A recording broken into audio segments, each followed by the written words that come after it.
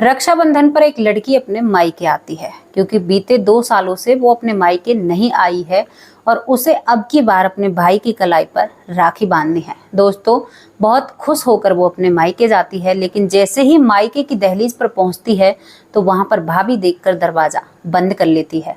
एक पल के लिए उस लड़की के कदम रुक जाते हैं, लेकिन वो फिर भी कहती है कि चाहे कुछ भी हो जाए, आज तो राखी बांध कर ही रहूंगी।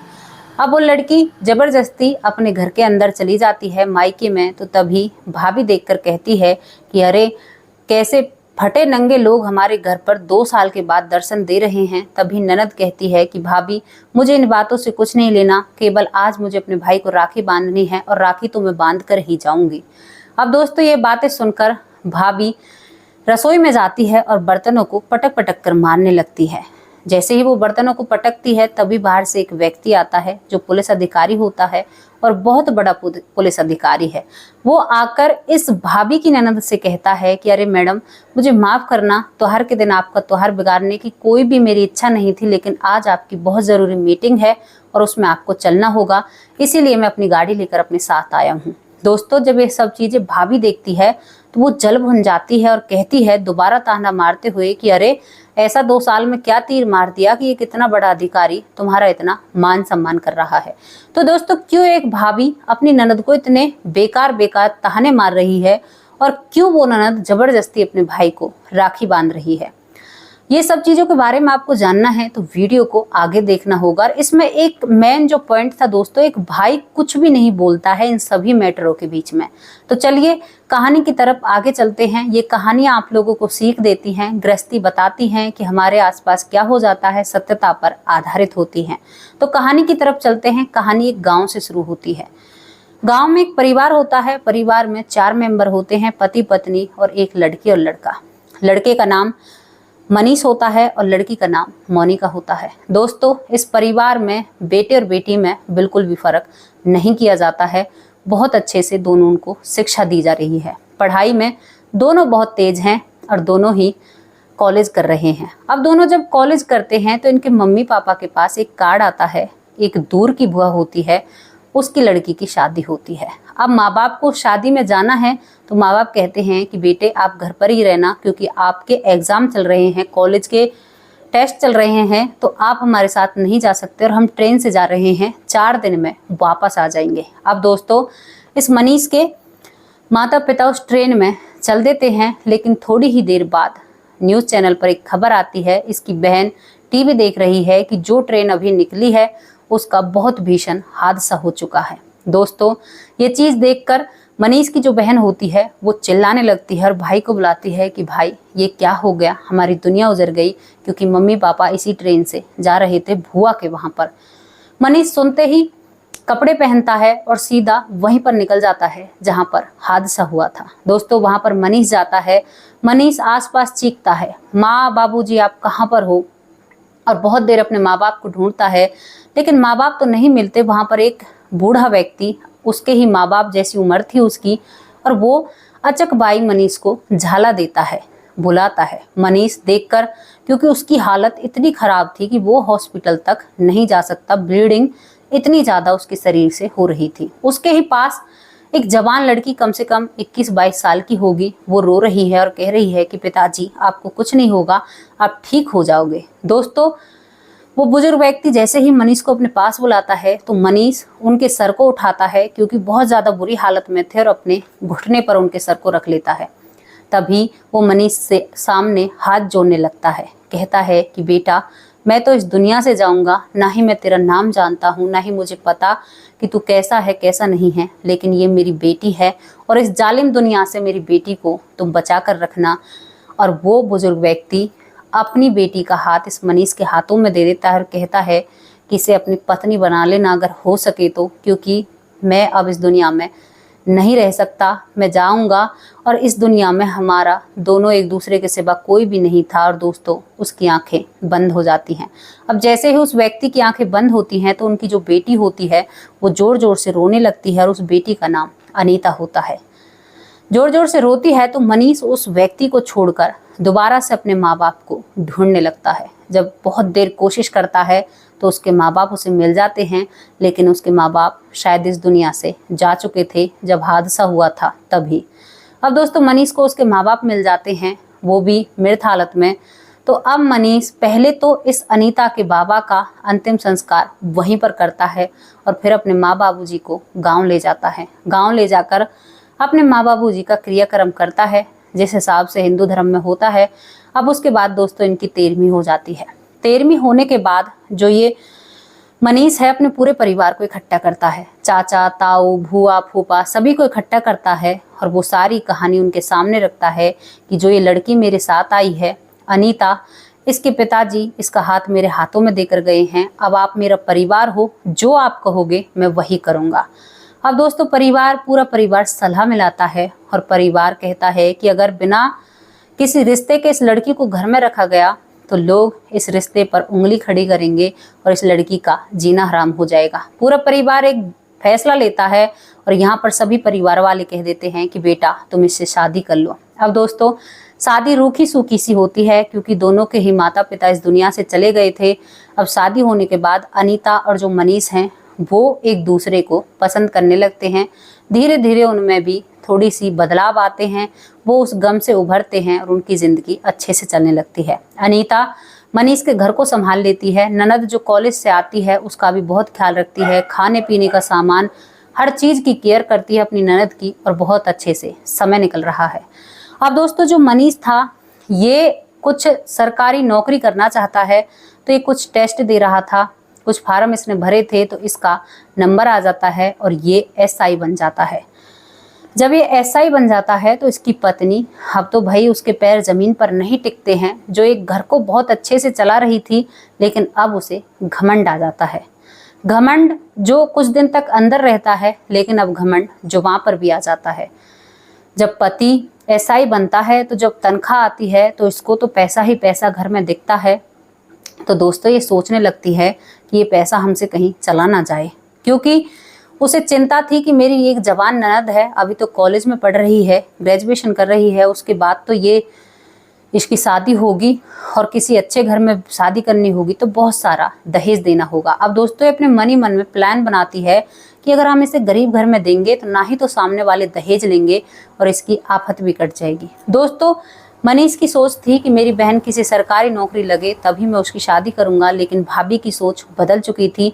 वो ननद को जो परसों जाए उसे कल ही घर से भेजना चाहती थी। अब यहाँ पर जो अनीता होती है मनीष के कान भरने शुरू कर देती है। पति एसआई बन चुका है, शहर से बाहर रहता है, गाँव से।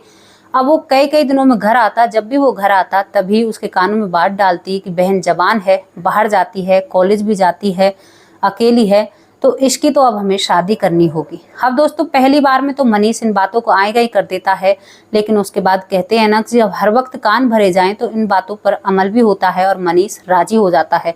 मनीष कहता है कि सभी रिश्तेदारियों से कहो, जहाँ पर कोई अच्छा सा लड़का मिलेगा वहाँ पर बहन की शादी करेंगे और घर अच्छा सा देखना। और वो सारी जिम्मेदारी मनीष अपनी पत्नी अनीता के कंधों पर डाल देता है। अब अनीता जो मन ही मन लड्डू फोड़ रही थी वो पूरे हो जाते हैं, क्योंकि अगर उसके हाथ में कमान होगी तो वो अपनी तरह से उस कमान को चलाएगी। दोस्तों अब पति तो नौकरी पर चला जाता, अब अनीता रिश्ता ढूंढती है। अब अनीता की निगाह में एक रिश्ता आता है जहां पर लड़का अभिषेक होता है। लड़का अपने घर में अकेला होता है, इसका पिता भी नहीं है, केवल ये माँ बेटे हैं। थोड़ी सी इन पर जमीन है लेकिन ये गरीब हैं। पहले इनके पास बहुत सारी जमीन थी, मतलब कहते हैं ना चौधरी साहब थे, मतलब जमीन बहुत थी, लेकिन अब फिलहाल ये गरीब हैं। माँ कुछ सब्जियां बेचकर, फल बेचकर अपने घर का गुजारा करती है। अब दोस्तों मनीषा जो अनीता मनी मन चाह रही थी उसे ऐसा लड़का मिल चुका था।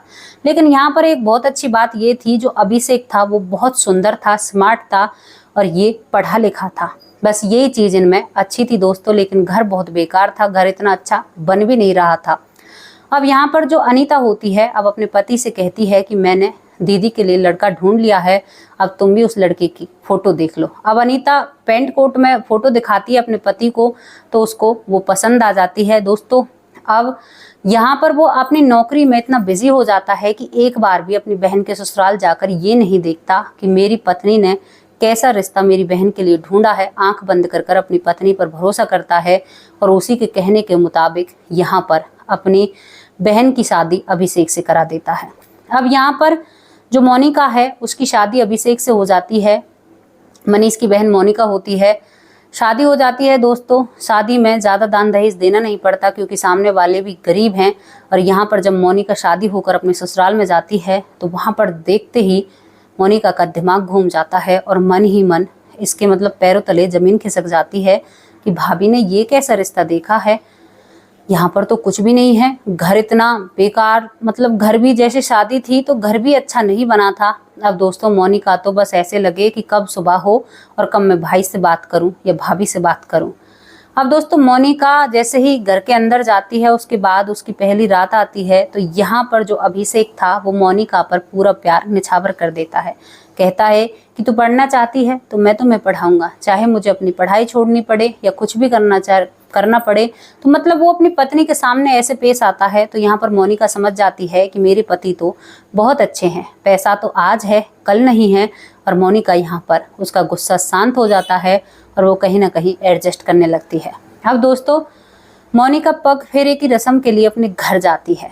उसके पति ने इतना लाड किया है कि वो गरीबी को आगे ही नहीं आने देता है। अब मोनिका घर जाती है तो भाभी सब चीज़ों के लिए तैयार थी क्योंकि उसे पता था कि अब ननद मुझे ताने मारेगी। अब दोस्तों मोनिका जैसे ही जाती है तो भाभी एकदम से पूछती है कि और भाई कैसी है तुम्हारी ससुराल। तो यहाँ पर मोनिका कहती है कि हाँ भाभी, तुमने मेरे लिए बहुत अच्छा पति ढूंढा है, मेरा बहुत ख्याल रखते हैं और मुझसे बहुत प्यार करते हैं। अब ये सुनकर जो मोनिका की भाभी अनीता होती है वो थोड़ी सी हैरान हो जाती है क्योंकि उसे यहाँ पर कुछ और ही था कि मेरी ननद मुझसे लड़ाई करेगी या कुछ बातें आएंगी। तो उसने अपने पति को भी तैयार कर रखा था पहले से ही, जो मोनिका के भाई होते हैं। लेकिन दोस्तों यहाँ पर जब सारी बातें उलट हो जाती हैं, पग फेरे के बाद दोबारा मोनिका अपने ससुराल चली जाती है। मोनिका ससुराल जाती है लेकिन कहीं ना कहीं उसे ये कमी खलती थी कि उसके घर में पैसों की कमी है और गरीबी है क्योंकि सास सब्जी बेचती है। आप सोच सकते हो वो परिवार कैसा है, लेकिन मोनिका अब उस परिवार में घुल मिल जाती है। समय निकलता है दोस्तों, भाभी फोन तक नहीं करती है, भैया भी बहन का हालचाल नहीं पूछता बहन आए या ना आए, क्योंकि उसे भी कहीं ना कहीं अपनी पत्नी की हवा लग चुकी थी दोस्तों। समय निकलता रहता है। अब मोनिका थोड़ी सी उदास रहती है। तभी मोनिका का पति कहता है कि तुम ऐसी उदास क्यों रहती हो। तो मोनिका कहती है कि मैं उदास इस वजह से रहती हूँ क्योंकि मुझे आगे पढ़ना है और आपने कहा है मुझे पढ़ना है, तो आप क्या मुझे पढ़ा सकते हो। तो यहाँ पर अभिषेक कहता है कि क्यों नहीं मोनिका, मैं तुम्हें पढ़ाऊंगा और चाहे मुझे कैसे भी तुम्हें पढ़ाना हो। यहाँ पर अभिषेक अपनी पढ़ाई छोड़ देता है दोस्तों। वो कोई डिग्री कर रहा था और अपनी पत्नी को पढ़ाने लगता है। अब वो उससे पूछता है कि तुम क्या पढ़ना चाहती हो। तो मोनिका कहती है कि मुझे IAS बनना है। तो यहाँ पर जब वो अपने पति से इस बात को कहती है ना, तो वो पति, अब उसकी पत्नी इन सपनों को नहीं देख रही है, अभिषेक इन सपनों को देखता है और दोस्तों अपनी पत्नी को इजाज़त दे देता है। उसकी पत्नी पढ़ाई करने लगती है लेकिन वो अपनी माँ से भी बात करता है। तो माँ कहती है कि बेटा अब ये पढ़कर क्या करेगी, मैं भी सब्जी बेचती हूँ, मेहनत मजदूरी करती हूँ, ये घर का काम कर ले वही बहुत बड़ी बात है। लेकिन अभिषेक कहता है कि माँ आज से आप भी सब्जी मत बेचो और मैं बाहर नौकरी करूँगा और मेरी पत्नी IPS जरूर बनेगी, जिला कलेक्टर। अब दोस्तों अभिषेक जी जान से कोशिश करता है और अपनी पत्नी की दिल्ली में कोचिंग स्टार्ट करा देता है। अब कोचिंग जाने के लिए जो दिन फिक्स किया गया है उस दिन मोनिका जाकर अपना बैग तैयार कर लेती है। अभिषेक सभी पैसों का इंतजाम कर मोनिका के हाथ में रख देता है और मोनिका दिल्ली की तरफ चल देती है। लेकिन दोस्तों जैसे ही अभिषेक मोनिका को एक बस में बिठा कर आता है और वहाँ से वापस आ रहा था, तभी उसका एक्सीडेंट हो जाता है और एक्सीडेंट भी बहुत जोर से होता है। मोनिका के पास रास्ते में ही फ़ोन आ जाता है और मोनिका वहाँ से उल्टे पाँव हो लेती है।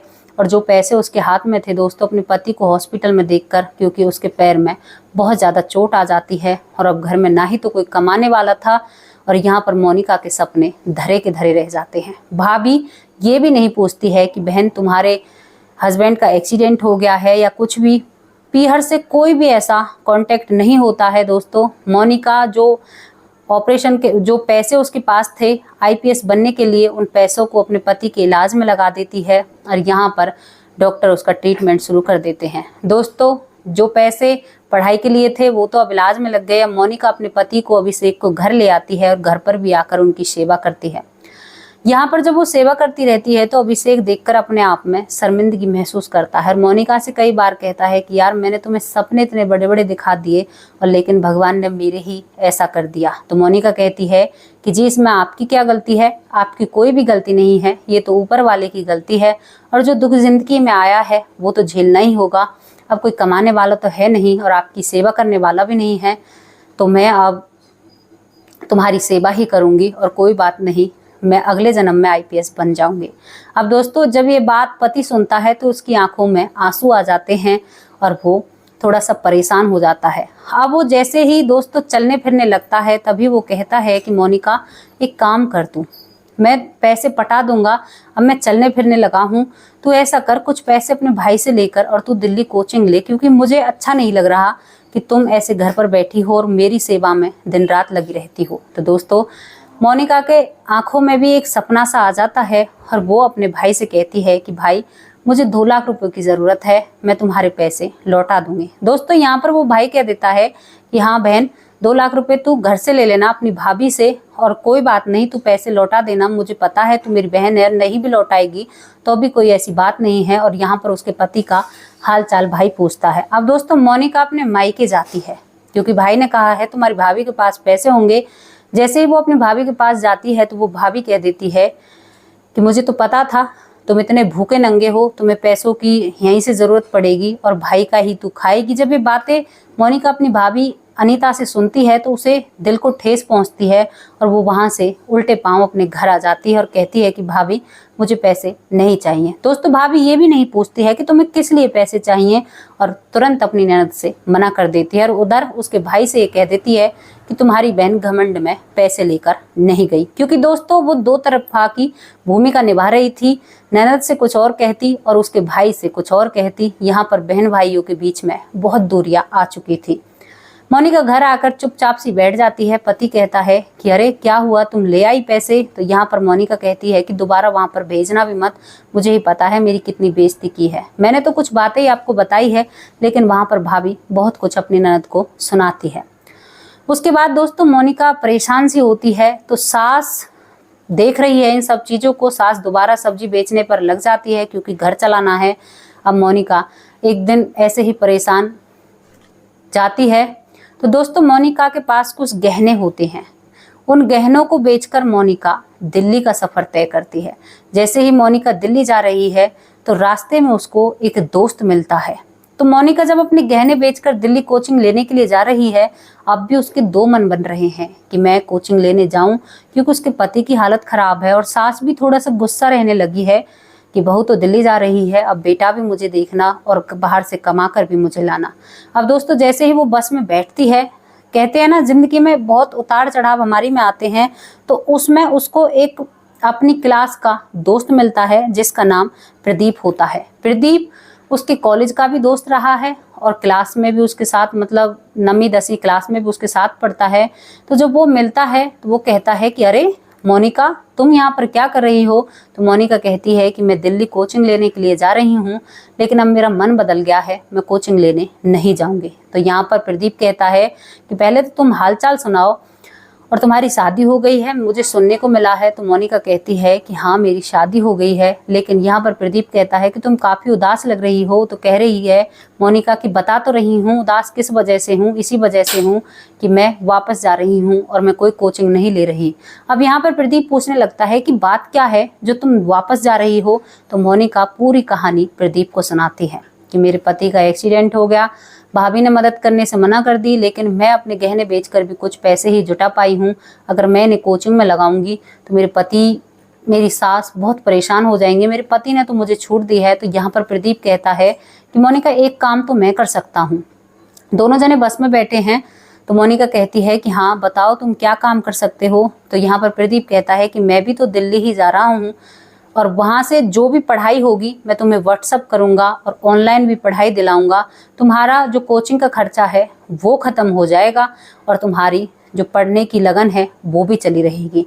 अब मोनिका को एक पल में ही ये बात इतनी अच्छी लगी और मोनिका राजी हो जाती है, लेकिन कहती है कि प्रदीप मैं घर जा रही हूँ, पहले मैं अपनी पति से आज्ञा लूँगी, तभी मैं तुम्हें बताऊँगी कि मैं फ़ोन पर ही काम लूँ क्या न लूँ। अब दोस्तों मोनिका घर जाती है यहाँ पर पति देखकर कहता है कि तुम वापस क्यों आई हो, तुम्हें पढ़ना है। तो वो कहती है कि एक सेशन का तो मैं भर दूंगी, लेकिन अगली बार की फीस कौन भरेगा। सुनो, मैं एक आइडिया निकाल कर लाई हूँ। मेरा एक दोस्त मुझे बस में मिला था, उसका नाम प्रदीप होता है, और उसने मुझे ये आइडिया दिया है कि मैं तुम्हें व्हाट्सअप सारे नोट्स करूँगा, मतलब जो भी पढ़ाई वहाँ की है, और ऑनलाइन भी तुम वहाँ से पढ़ सकती हो।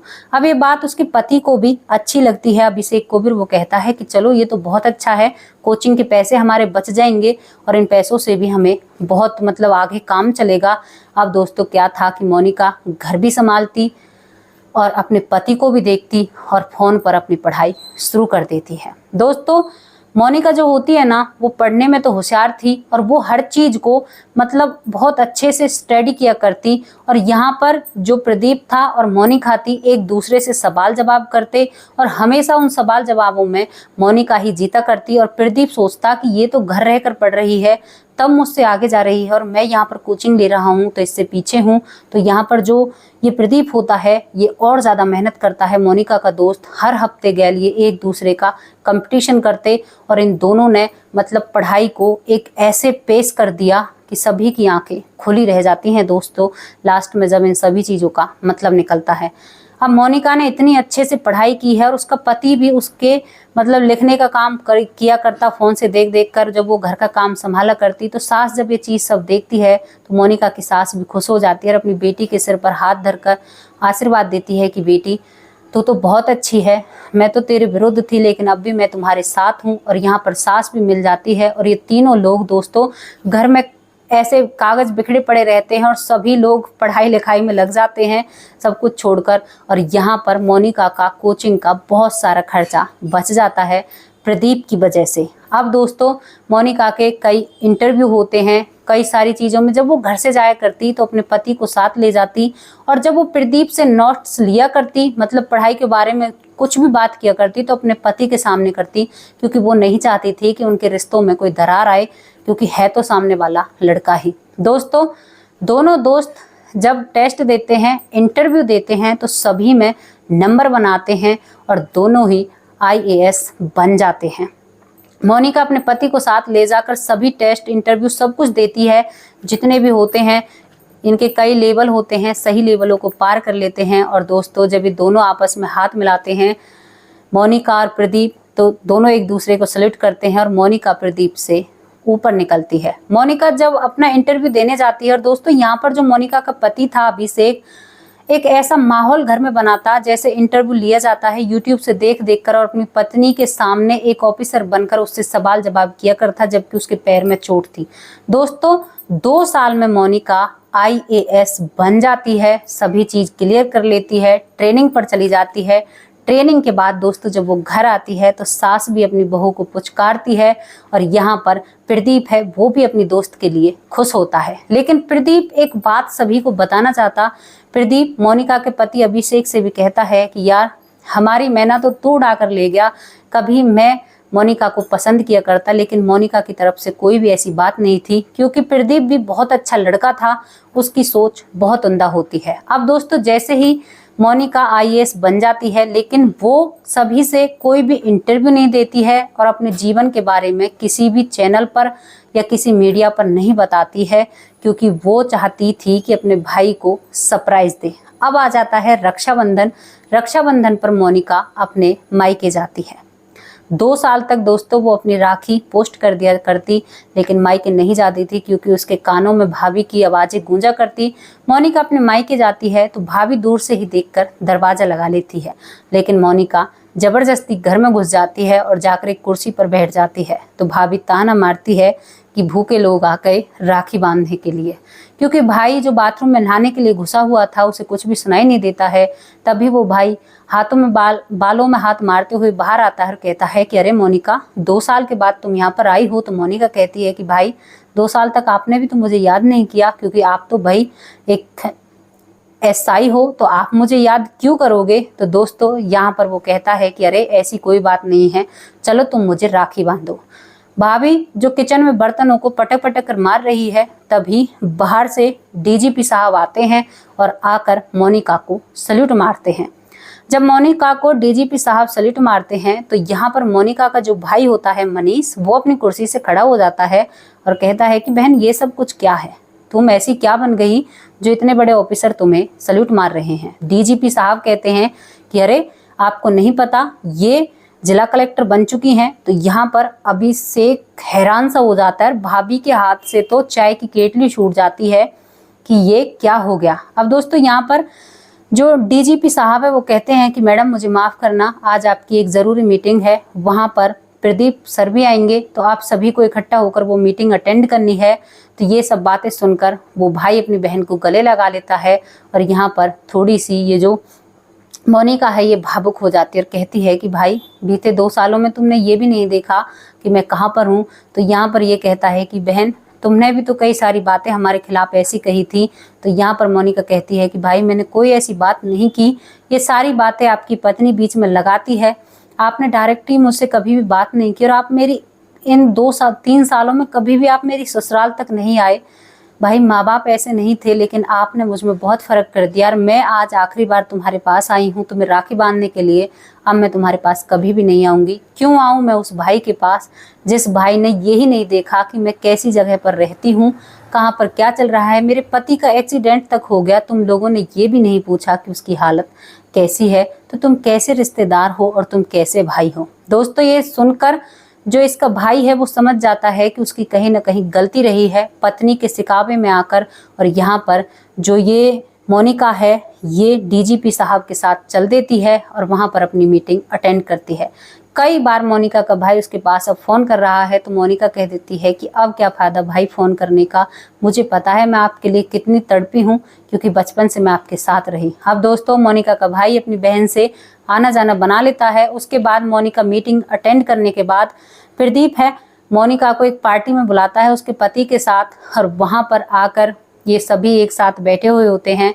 मोनिका का पति नहीं आया हुआ, तभी प्रदीप कहता है कि मैं आज तुमसे एक बात करना चाहता हूँ मोनिका से। तो मोनिका कहती है कि हाँ बताओ तुम मुझसे क्या बात करना चाहते हैं। तभी कहता है प्रदीप कि जब तुम कॉलेज में थी ना मैं तुमसे प्यार करता। तो यहाँ पर मोनिका कहती है कि जो शब्द बोले हैं ना वो यहीं पर बंद कर देना, मेरा जो पति है ना तुम्हारी चटनी बना देगा। तो यहाँ पर पीछे से पति कहता है कि चटनी ही नहीं बनाकर उसे खा जाऊंगा, क्योंकि प्रदीप ने पहले ही अभिषेक के सामने सारी बातें रख रखी थी। तो दोस्तों मोनिका अपनी ज़िंदगी में आगे बढ़ चुकी थी, उसने भाभी की बातों को इतना ज़्यादा सीरियस नहीं लिया, लेकिन उसके मन में बहुत मलाल होता है क्योंकि उसके भाई ने उसकी ससुराल तक नहीं देखी।